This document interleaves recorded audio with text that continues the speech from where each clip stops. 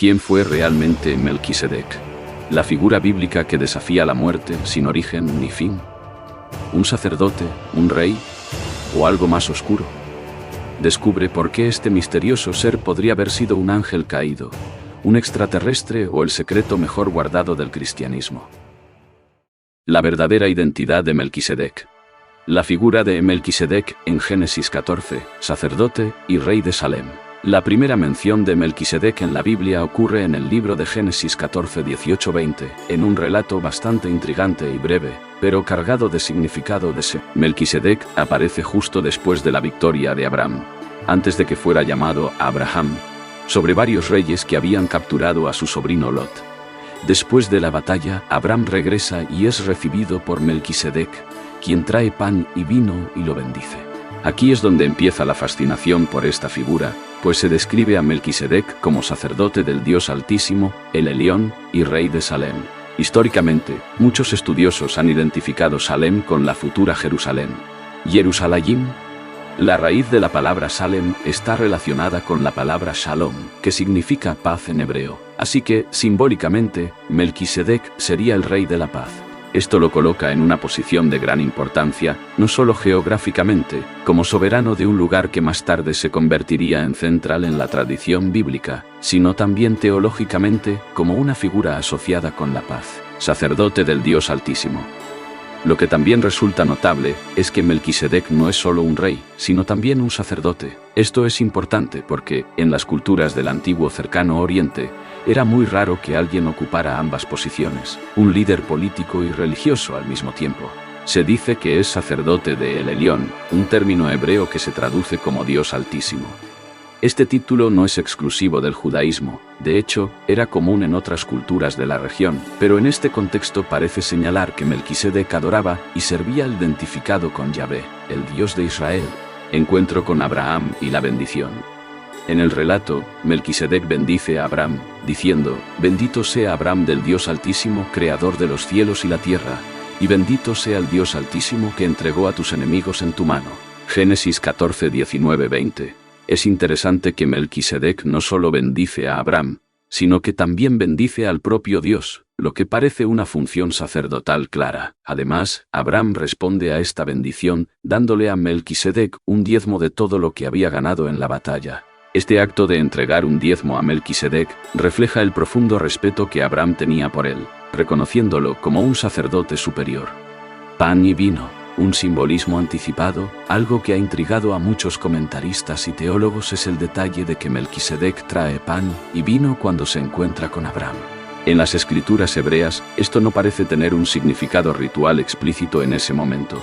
Sin embargo, para los cristianos, esto ha sido interpretado como una prefiguración de la Eucaristía o Santa Cena, donde el pan y el vino simbolizan el cuerpo y la sangre de Cristo.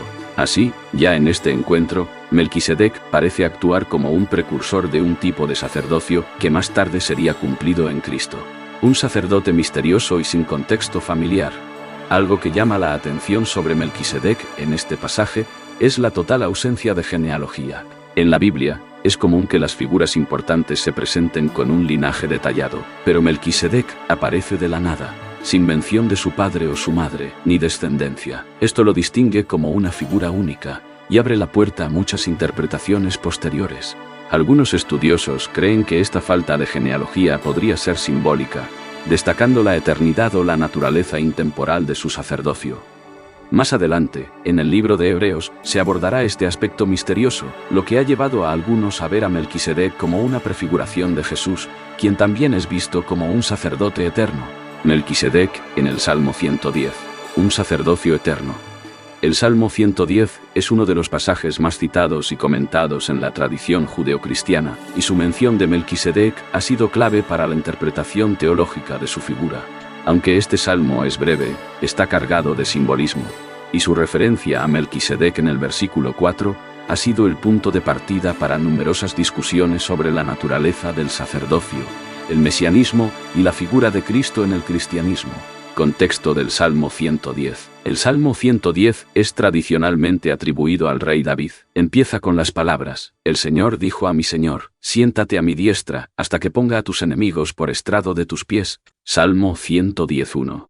Este versículo que introduce el Salmo ha sido interpretado de varias maneras a lo largo de la historia, pero en la tradición cristiana se ve como una profecía mesiánica, en la que Dios, Yahvé, está hablando a un Señor, entendido como el Mesías, invitándolo a gobernar desde una posición exaltada. El Salmo continúa describiendo la victoria de este Señor sobre sus enemigos, pero en el versículo 4 ocurre algo inesperado. El Señor ha jurado, y no se retractará: tú eres sacerdote para siempre, según el orden de Melquisedec.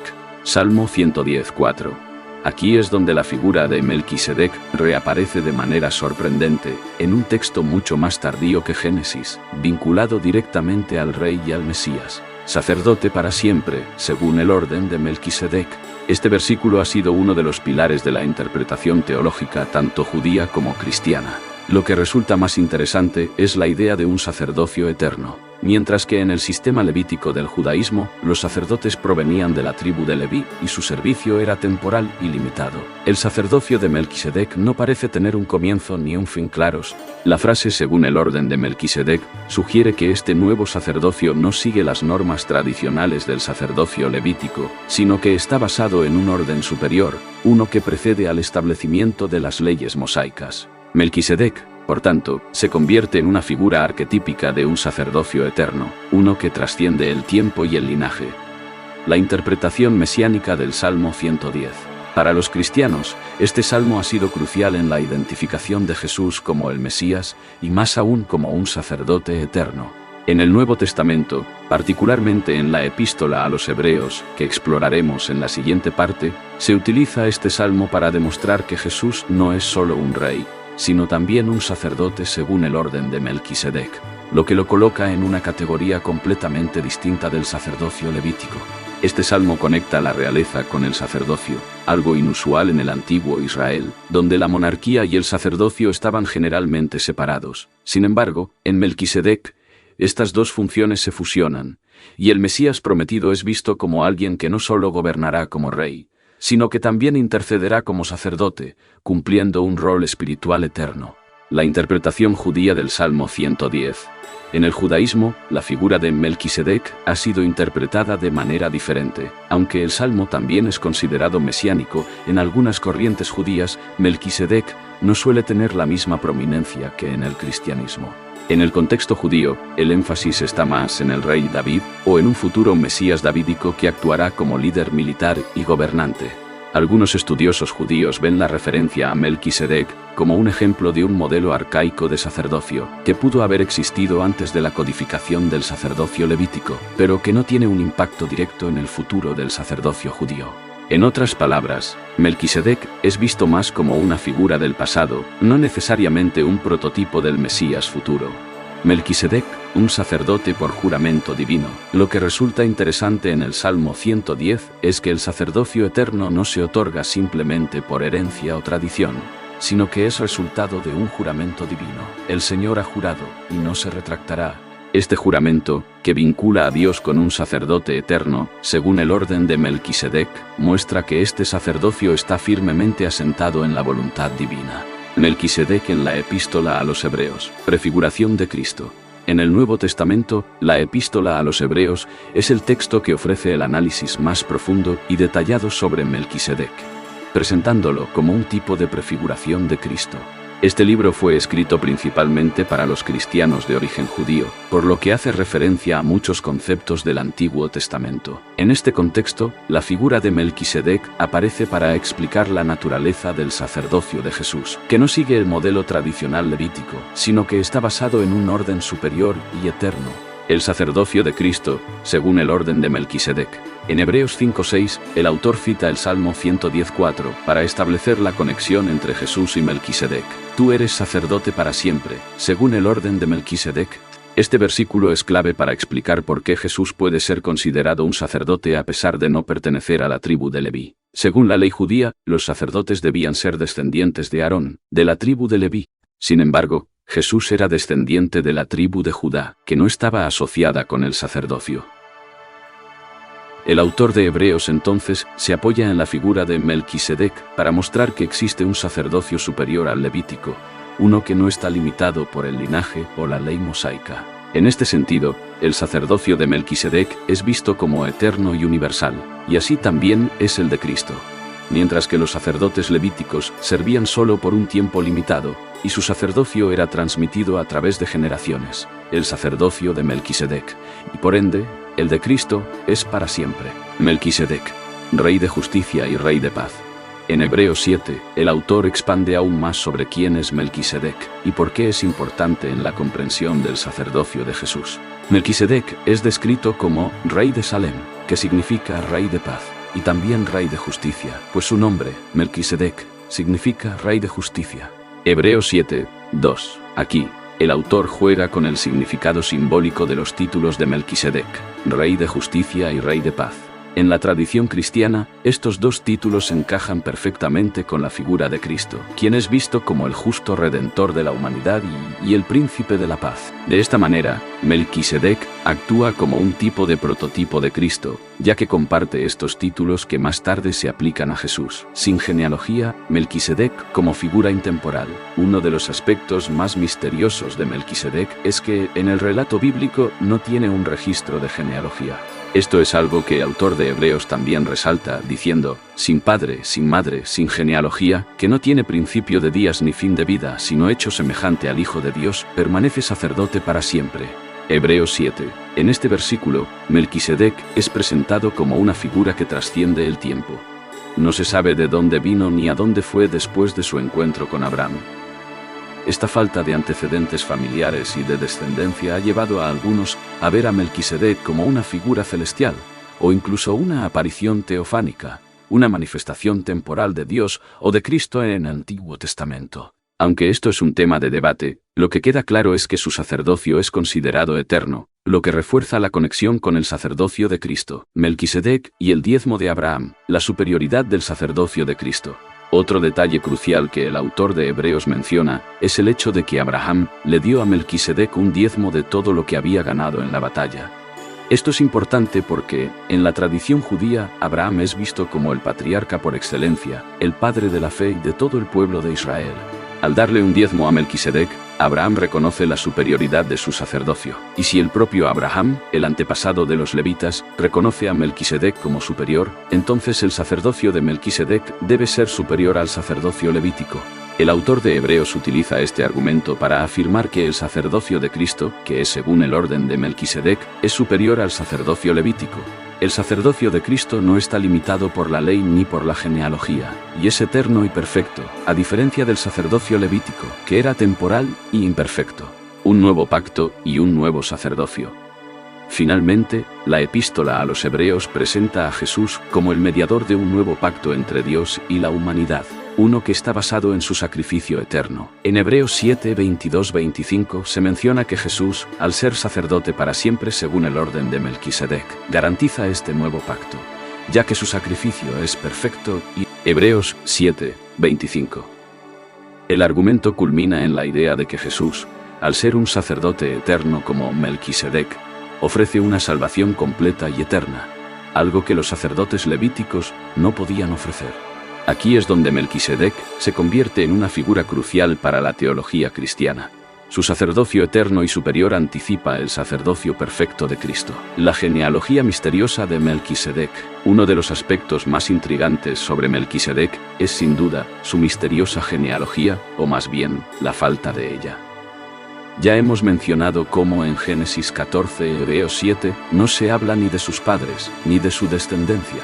A diferencia de otras figuras bíblicas importantes, como Abraham, Moisés o los reyes de Israel, no tenemos ninguna información sobre los orígenes de Melquisedec. Esto ha llevado a diversas interpretaciones a lo largo de la historia. Melquisedec en el contexto de los patriarcas. En la Biblia, las genealogías tienen una gran importancia. Saber de dónde viene una persona y cuál es su linaje es crucial para entender su lugar en el plan divino. Sin embargo, Melquisedec aparece de la nada. No se sabe quiénes fueron sus padres ni si tuvo hijos que continuaran su linaje. Esta falta de contexto familiar lo hace único entre las figuras bíblicas.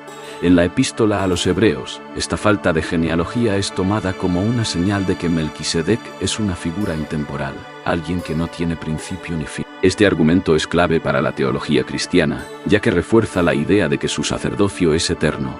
El hecho de que no se mencione su muerte o sucesión sacerdotal también subraya su rol como un sacerdote que, simbólicamente, permanece para siempre. Melquisedec y figuras similares en otras culturas. La combinación de realeza y sacerdocio en una sola figura no es exclusiva de Melquisedec. En la Biblia, muchas otras culturas antiguas, particularmente en el Oriente Próximo, tienen figuras que desempeñan roles similares, y es interesante comparar a Melquisedec con ellas. A continuación, veremos algunas de estas figuras que compartían características con él, lo que nos da una perspectiva más amplia de cómo se veía a los sacerdotes reyes en el mundo antiguo. El rey sacerdote en las culturas del Cercano Oriente. En las civilizaciones del Cercano Oriente, especialmente en Mesopotamia y Egipto, era común que los reyes también tuvieran funciones sacerdotales. La idea de que un rey gobernara no solo como líder político, sino también como representante de los dioses o incluso como encarnación de lo divino, era fundamental en estas culturas. Los reyes sacerdotes de Sumeria y Babilonia. En la antigua Sumeria, los reyes a menudo se consideraban intermediarios entre los dioses y los hombres. Por ejemplo, el rey Gudea de Lagash, que reinó alrededor del 2144 a. Se consideraba un elegido de los dioses, y era responsable de mantener el favor divino mediante rituales y la construcción de templos. De manera similar, los reyes babilónicos, como Hammurabi, afirmaban tener un mandato divino para gobernar, algo que podría compararse con el papel de Melquisedec como sacerdote del Dios Altísimo. Faraones egipcios. En Egipto, los faraones no solo eran reyes, sino que también se les consideraba dioses en la tierra, específicamente encarnaciones del dios Horus. Como dioses vivientes, los faraones realizaban actos religiosos en nombre de su pueblo, asegurando la continuidad del orden cósmico, Ma'at, mediante rituales y ofrendas. Aunque Melquisedec no es descrito como una deidad, la combinación de rey y sacerdote en su figura es similar a la función del faraón como soberano divino.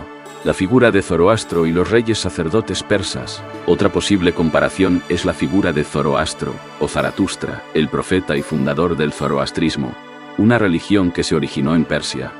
Aunque Zoroastro no fue un rey, se le consideraba una figura profética y sacerdotal que conectaba a los seres humanos con el dios supremo Ahura Mazda. En la tradición zoroastriana, los reyes persas, como los de la dinastía aquemenida, también tenían responsabilidades religiosas. Se les veía como defensores de la verdad divina y protectores del orden cósmico, y estaban encargados de realizar ritos para asegurar la prosperidad del reino. El paralelo aquí radica en el papel de mediador divino que tanto Melquisedec como los reyes sacerdotes desempeñaban en sus respectivas culturas.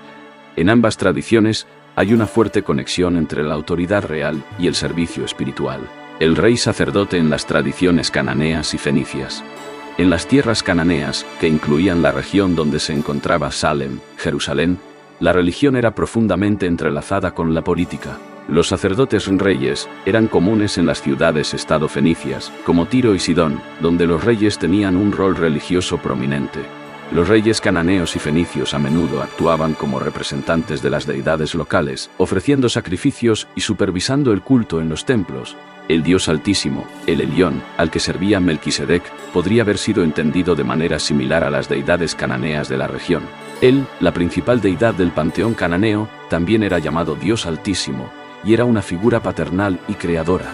Esto podría indicar que, al igual que en otras culturas, Melquisedec representaba un sacerdocio vinculado a la adoración de una deidad suprema, cuyo culto no estaba confinado a una sola nación. Aunque en el mundo griego y romano, la separación entre lo político y lo religioso era más marcada que en el Cercano Oriente, algunas figuras aún combinaban ambas esferas. Los emperadores romanos, por ejemplo, reclamaban el título de Pontifex Maximus, el máximo sacerdote, desde los tiempos de Julio César.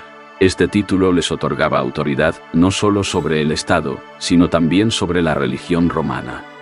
En la mitología griega, el dios Zeus era conocido como Zeus Soter, Zeus el Salvador, un dios de la justicia y la paz. Los reyes de la Grecia micénica también desempeñaban roles rituales y eran vistos como defensores del orden cósmico, similar a la función de Melquisedec como rey de paz y rey de justicia. Aunque estas figuras no coinciden completamente con Melquisedec, las similitudes en cuanto a su función como mediadores entre lo humano y lo divino.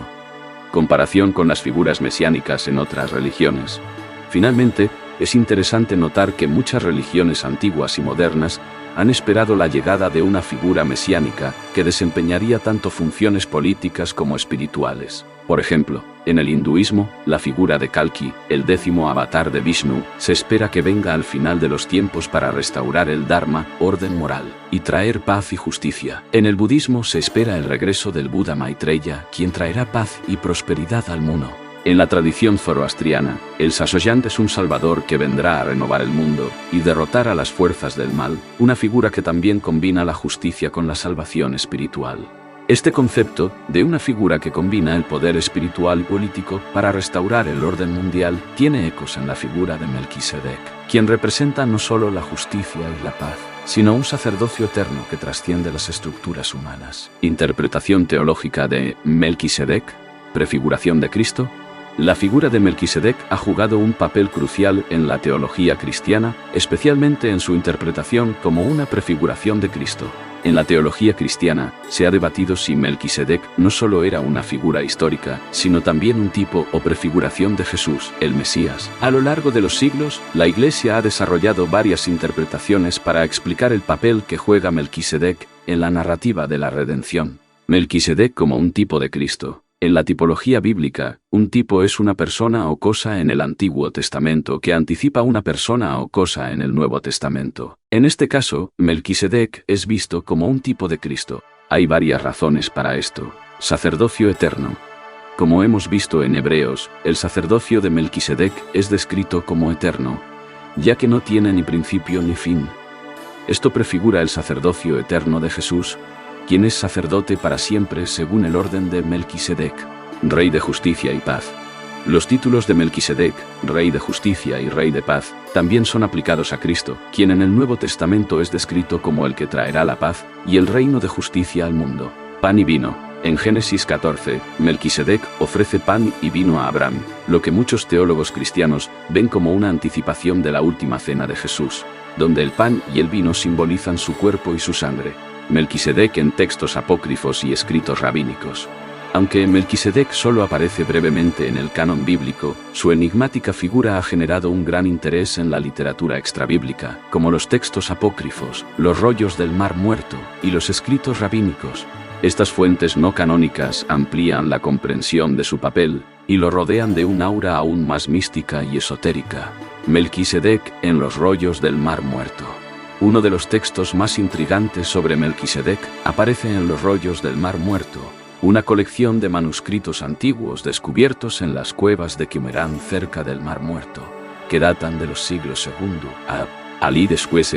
Estos manuscritos pertenecían a una comunidad judía conocida como los esenios, que practicaban una forma ascética del judaísmo y tenían una visión altamente apocalíptica del futuro. En uno de estos manuscritos, conocido como el Onzek Melquisedec, 1113, Melquisedec aparece como una figura divina, casi angelical, que desempeña un papel crucial en los tiempos finales. Este texto describe a Melquisedec como un juez celestial que preside sobre el día del juicio, librando a los elegidos del poder de Belial, una figura demoníaca, y de los espíritus malignos. En este contexto, Melquisedec es visto como un redentor escatológico, un ser que ejecutará el juicio de Dios al final de los tiempos. Este Melquisedec, casi divino, es un personaje que actúa más como un Mesías o incluso como un ángel de juicio, lo que lo distingue notablemente de su rol como rey sacerdote en Génesis. Su presencia en estos textos lo vincula con la lucha cósmica entre el bien y el mal, lo que lo convierte en un personaje central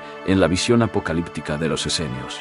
La asociación de Melquisedec con el arcángel Miguel.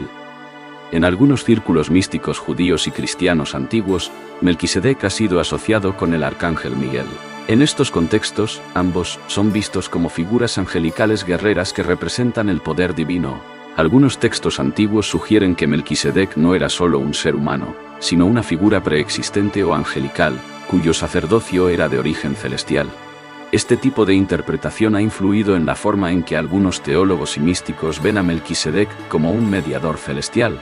Esta idea también está presente en las tradiciones rabínicas, que lo asocian con seres que trascienden el mundo físico y operan en el reino divino. Melquisedec en los escritos rabínicos. En la tradición judía, los escritos rabínicos, como el Midrash y el Talmud, ofrecen interpretaciones variadas y a menudo enigmática sobre Melquisedec. Aunque su figura no es tan central como lo es en el cristianismo, los rabinos reconocieron el misterio que rodea a Melquisedec y discutieron su lugar en la narrativa bíblica. Algunas de estas interpretaciones se centran en su relación con Abraham y en su rol como sacerdote. En varios textos midrásicos, los rabinos debaten si Melquisedec debería haber sido considerado el verdadero sacerdote antes de que el sacerdocio fuera conferido a Aarón y su linaje. En algunos casos, se señala que Melquisedec fue castigado por bendecir a Abraham antes de bendecir a Dios, y que como resultado, el sacerdocio fue transferido a los descendientes de Abraham, es decir, a los levitas. Esta es una interpretación interesante porque sugiere que Melquisedec pudo haber perdido su posición privilegiada como sacerdote. Targumim, en los Targumim, traducciones arameas del texto hebreo, se menciona que Melquisedec era en realidad el patriarca Sem, hijo de Noé. Según esta interpretación, Sem, que sobrevivió al diluvio, continuaba sirviendo como sacerdote del Dios Altísimo y era conocido como Melquisedec. Esta tradición conecta a Melquisedec con el linaje directo de los patriarcas, lo que le otorga una mayor legitimidad como figura religiosa. Melquisedec y el libro de Enoc. Otro texto extrabíblico importante es el libro de Enoc, un escrito apocalíptico que también explora el destino de los justos y los malvados. Aunque Melquisedec no es una figura central en Enoc, hay pasajes que hablan de la transmisión del sacerdocio desde Adán a través de Enoc y otros patriarcas, lo que algunos han visto como un eco de la función de Melquisedec como sacerdote eterno.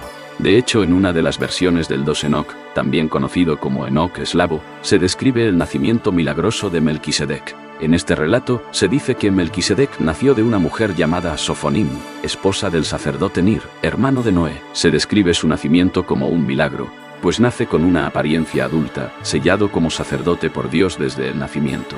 Este relato mitológico resalta la naturaleza especial de Melquisedec, que se ve como predestinado para un papel sacerdotal único y divino. Melquisedec y las tradiciones esotéricas.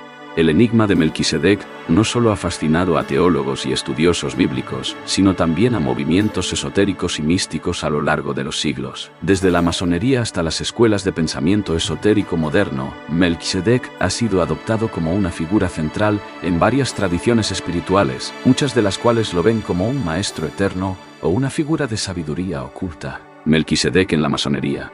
La figura de Melquisedec tiene un lugar destacado en la masonería y otros movimientos ocultistas. En la masonería se le ve como un símbolo del sacerdocio eterno, de la sabiduría y del poder divino. Algunos rituales masónicos se refieren a él como el arquetipo del sacerdote rey ideal, una figura que representa la perfecta unión entre la ley divina y el gobierno humano. Melquisedec también ha sido utilizado como una figura de enseñanza sobre la transmisión del conocimiento espiritual y la preservación de los misterios antiguos. En algunas corrientes esotéricas, se le describe como un iniciador de los primeros sacerdotes y reyes, alguien que transmite las claves del conocimiento divino a través de las edades. La orden de Melquisedec en el misticismo moderno. En el misticismo contemporáneo, varias escuelas espirituales hablan de una orden de Melquisedec, una fraternidad espiritual que trasciende el tiempo y el espacio. Según algunas interpretaciones esotéricas, esta orden representa un grupo de seres avanzados, tanto humanos como angelicales, que trabajan en el plano espiritual para guiar a la humanidad hacia la iluminación y el despertar espiritual. Muchos maestros espirituales modernos enseñan que Melquisedec es una figura que ha reencarnado o que sigue activo en el plano espiritual, guiando a la humanidad a través de las eras. Se le considera un símbolo de la sabiduría eterna y el conocimiento oculto, accesible solo para aquellos que están listos para recibirlo. Teorías modernas sobre Melquisedec. En tiempos recientes, ha habido diversas teorías sobre la verdadera identidad y origen de Melquisedec. Algunas corrientes de pensamiento esotérico sostienen que Melquisedec fue un ser extraterrestre o un avatar de alguna inteligencia cósmica avanzada. Estos puntos de vista, aunque marginales, forman parte de un interés más amplio en figuras bíblicas que parecen trascender el tiempo y el espacio. Melquisedec como figura histórica o simbólica. Finalmente, llegamos al debate que ha fascinado a teólogos e historiadores por igual. ¿Fue Melquisedec una figura histórica real o es un símbolo que representa algo más histórica? Vamos a explorar las teorías y discusiones en torno a este debate. La hipótesis histórica. Algunos estudiosos creen que Melquisedec fue, de hecho, un personaje histórico, probablemente un rey sacerdote cananeo que gobernaba en Salem, la futura Jerusalén. Según esta teoría, Melquisedec podría haber sido un rey local que practicaba un tipo de monoteísmo primitivo, similar al de Abraham. Esta visión lo coloca en un contexto cultural del antiguo cercano Oriente, donde la figura del rey sacerdote era común.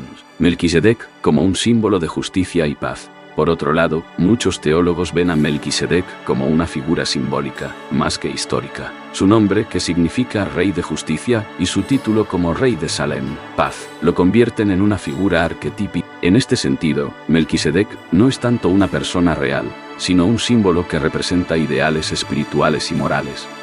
Finalmente, es posible comparar a Melquisedec con otras figuras míticas de la antigüedad que combinaban realeza y sacerdocio. En las culturas antiguas, muchas veces los reyes eran vistos como seres divinos o semidivinos, con un papel dual de gobernantes y mediadores entre los dioses y los hombres. Gracias por acompañarnos en esta fascinante exploración de la Biblia. Esperamos que hayas disfrutado de la historia de hoy. Si te ha gustado este video, no olvides darle un me gusta y compartirlo con amigos y familiares que también amen aprender sobre las enseñanzas de la Biblia.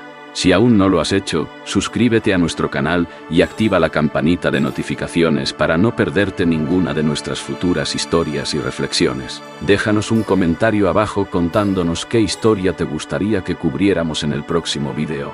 Hasta la próxima, y que tengas un día bendecido.